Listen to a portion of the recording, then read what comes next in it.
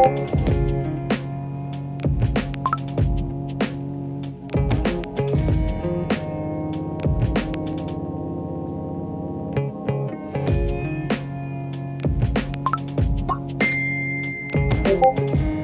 you ever borrowed something and it just did not go as planned? A while back, I was working at this camp as their waterfront director, and so basically all summer I got to hang out with kids, lifeguard at the beach, hang out with like canoes and kayaks and stand-up paddleboards. It was so much fun. And one of the parts that I had to do is I had to make sure that the beach was like perfectly taken care of. So I would literally sit out there and like pluck out the weeds from the sand. And one day they came to me and they said, Kara, you know what, there's lots of holes in our beach and we want you to just like even it out. So we're gonna need to get you more sand. And I thought, okay, that's fine. So next day I show up, there's a big pile of sand on the beach, so I get to work, I take out the rake, and now just picture like a massive beach, right? And a big pile of sand. So it took me hours. I raked everything to spread it all the way across the beach, filling in all those little holes. And I was just finishing, right? Everything was even, it looked nice, the kids were gonna love it. When all of a sudden I get a phone call and they say, Kara, the park police are here and they got a report of all this stolen sand from the beach next door. And they're just wondering if you heard anything, saw anything, had anything to do with it, because we know you just got some sand. So like, where'd it come from? And I'm thinking, oh no, like I'm gonna be in so much trouble. I don't know where the sand came from, but it just showed up. So I thought I could rake it out. I thought it was good. And the whole way back, I'm thinking, how am I gonna explain this to them that I didn't steal the sand, but I'm sorry if someone else stole the sand, because I can't really go and try and rake up all that sand I just spread out again. Anyways, I get there and they tell me actually the whole thing was a joke. It was real sand that they had bought. I hadn't stolen any sand, but I was so afraid in that moment. Now, the same is true as we think about our life, right? We are borrowing our time and our space and our energy. It is all God's, and He has given it to us. It is on lend from Him. Now, so God has complete ownership of our life. We believe that our life belongs to Him. And so how then do we honor God in all areas of our life, in all the things that we have? Because here's the reality. If our life is about something greater than ourselves, we want to be so careful and intentional about how we use it. A while back, I went on this walk and I came across this gymnastics studio, and the gymnastics studio was closing down, and they said, you know what, if you want to come in, you can pay $5, we'll give you a hammer and a thing of spray paint, and you can do whatever you want in our studio to help wreck it and tear it down. So we're going at the walls, we're spray painting things. It was so much fun. You just got to destroy all kinds of things that usually you'd never be allowed to do. And I got to think about the hammer, right? Because I was just making carnage and destroying everything. It was a mess. Now, is the hammer that I was using, is it actually like a bad item because I was using it for bad things? But on the flip side, you can also think about the many good things that a hammer can do, right? It can build things, it can build houses, it could help people. A hammer can be used for so many positives. Now, the hammer in and of itself, is it a good thing or a bad thing? It's actually a neutral item, but it is in how we choose to use it that it makes really good things or really bad things. And the same is true about our phones, right? Is our phone a good thing or is our phone a bad thing? We can sometimes want to discuss that. But really our phone it's a neutral item, and it's in how we, the user, choose to use it for either good things or bad things that can really have a big impact. Now, maybe you have a phone, but actually maybe you don't have a phone. And as you listen, don't hear us say, like, we're not saying that you need to go get a phone. That's the opposite of what we're saying. But if you don't have a phone yet, I want you to think really carefully about how you will use a phone someday when you probably have one. You can also think about this in terms of the other devices or apps or technology that you interact with. How can you use that in a really intentional and positive, good way? Now, I have a question for you, and I'm going to get you to turn and talk to the people that are around you. Here's the question.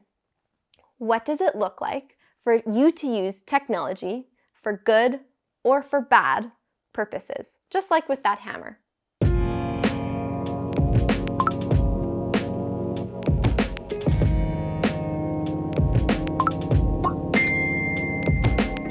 You see, everything belongs to God. It's all His. In Romans 12, verses 1 and 2, it says this, "And so, dear brothers and sisters, I plead with you, give your bodies to God because of all that He has done for you. Let them be a living and holy sacrifice, the kind he will find acceptable. This is truly the way to worship him. Don't copy the behavior and customs of this world, but let God transform you into a new person by changing the way you think.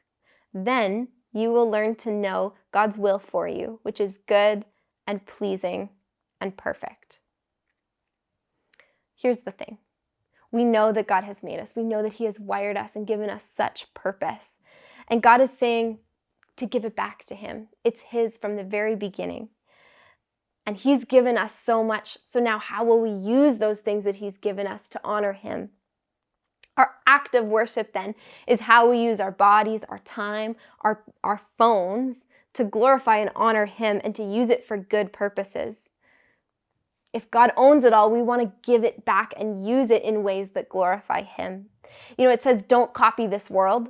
Our world is all about the phones. Everywhere you go, you see people texting and, you know, they won't even look you in the eye sometimes because they're too busy just absorbed in the things on their screens. We weren't made to fit in sometimes with things that God says in the Bible. And if we honor God with everything that we have, including our phones, this might rub up against what we know of how the world around us lives. But we know that God has made us and it all belongs to him. Now, when I was growing up, my cousin would live with us sometimes. And when he would come over, he would go run through the entire house and just start gathering up all of our favorite things, all of our favorite belongings. He would scoop them up and then he would take them to the room he was staying in and he would shove them under the bed. And we would be so ripped off. It was like, you can't come in here as the new person and just take everything. Like, none of that belongs to you. That's our stuff. And yet somehow he thought that he could. And the same is true, it's kind of similar with God, right? Because everything belongs to him. But sometimes we think that it actually belongs to us and we start to live in a way that we own the place, but really it's God who owns the place and all of our things. So if then all of our time belongs to God, how do we use it in a way that reflects it, right? As though we're borrowing something from someone else. You know, when I borrow things, I try and be really careful because I don't want to break it. And I want to give it back to them in the same way that I found it. So here's two things for us to consider today. First, we must think critically about our time. It doesn't matter how old we are. We all know that we do have a limited amount of time here on earth. And so if our time then isn't endless, we want to be really careful about how we use it and how we choose to use it and invest it in different things. You know, I started to wonder, what are some of the stats about screen time? What do they have to say? And here's two. It says more hours of daily screen time were associated with lower psychological well-being, more difficulty making friends, less emotional stability. It also says among 14 to 17-year-olds, high users of screens were more than twice as likely to be diagnosed with depression or with anxiety.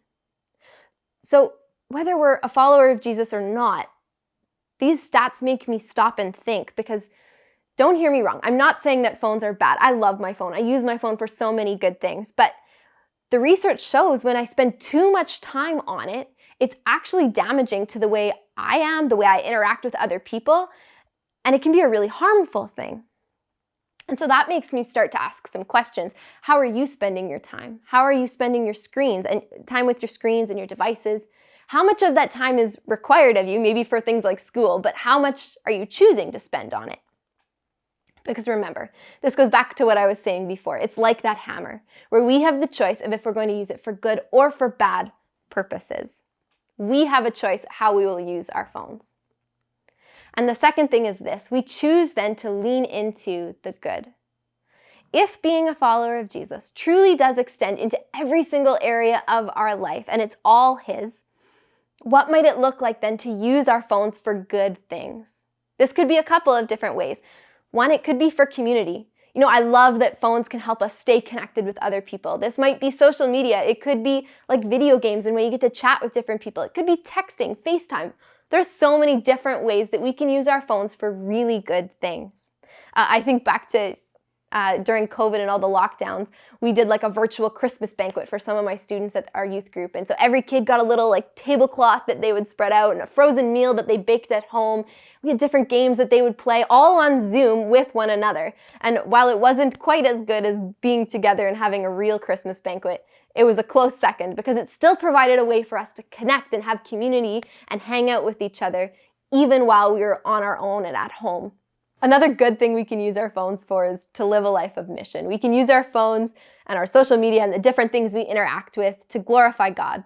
And sometimes we think that like mission means if you go on a missions trip or if you're in certain places, you're really trying to live as a follower of Jesus. But being a follower of Jesus, we know that this call extends into every area of our life. And so that includes then how we interact and how we use our phones. Now, maybe you're hearing this and you're thinking, man, like, I know I spend a lot of time on my phone. And this isn't to like shame you and say like you need to get better, but it is to ask the question, what can we do and how can we think really intentionally about the way we use our time? And even what changes then do we need to make?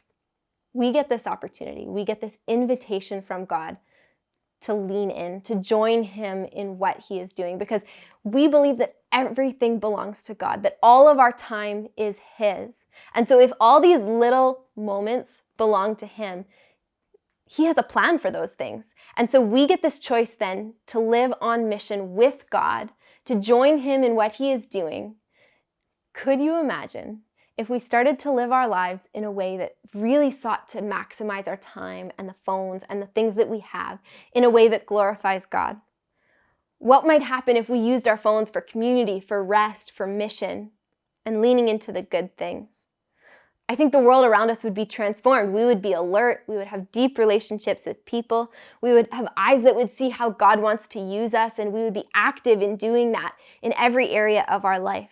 You see, we get this opportunity. It's an invitation to step in and join God in what he is doing. And so can we then maximize our time, the different places and spaces that we've been given in every avenue of life that God is inviting me and he's inviting you into, being deeply relationally connected to people? And whatever that looks like, that gets me excited for the greater mission that I'm on in life. So my question for you is this: how will you honor God with your time and with your phone?